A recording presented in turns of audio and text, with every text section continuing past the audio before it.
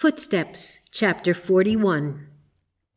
Another statement by our leader was, "In Science and Health, I wrote, 'Sin makes deadly thrusts, etc., and I knew no more than a babe what it meant when I wrote it. Now I do.'" What did she mean by such a statement? She wrote Science and Health through divine inspiration. It was years before she brought up her own demonstration to see the infinite significance of what she had written.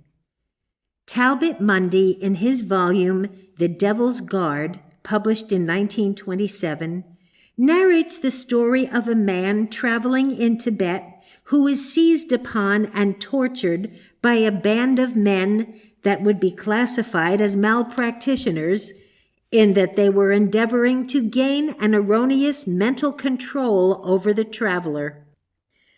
Despite their efforts, this adventurer endeavored to love these men who were torturing him. But because they were so despicable, he found himself unequal to the task. But he found he could pity them. This he did. It was not until after he had escaped from their clutches that he learned that these men constituted an organization of priests whose motives were base, seeking his downfall through gaining a mental domination over him. It was then that he discovered that his ability to pity them had saved him, because they could not gain entrance into his mind as long as a sense of pity was flowing out. If they could have made him hate, that would have opened his thought to them.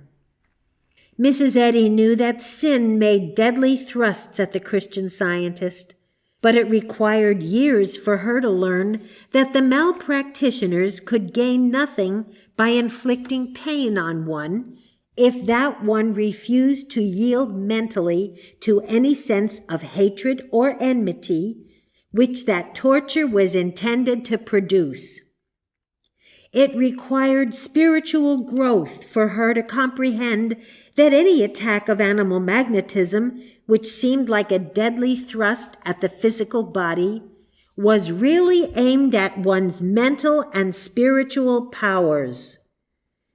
She discovered that if, through a sense of sickness or pain, one's thought could be made to abandon its struggle or to go to sleep through a condition of physical ease, then the object of animal magnetism was accomplished. The young student in Christian Science is apt to hold that sickness and suffering are the direct effect and purpose of animal magnetism, instead of being merely a means to another end, namely, the effort to darken his or her spiritual thought. In other words, judged rightly, the only deadly thrust of sin is that which attempts to kill out the infant spiritual idea, struggling to be acknowledged as the mind of man.